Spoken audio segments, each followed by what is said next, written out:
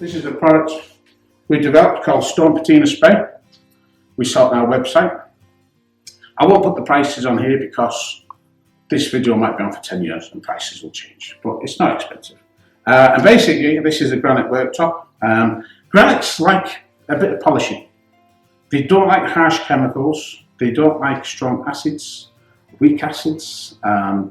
They don't like your general shop-bought cleaning products that you buy from the big supermarkets. A lot of them have what you call non-ionic surfactants in them, which is no good.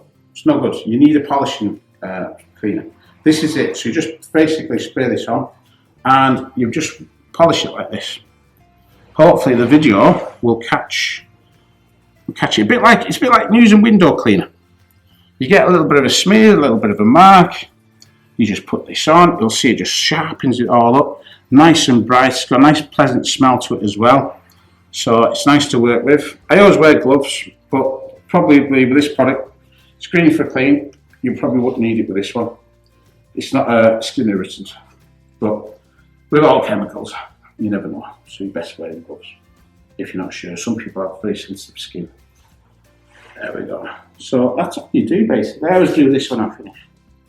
Just have a look towards the light and see if you missed anything.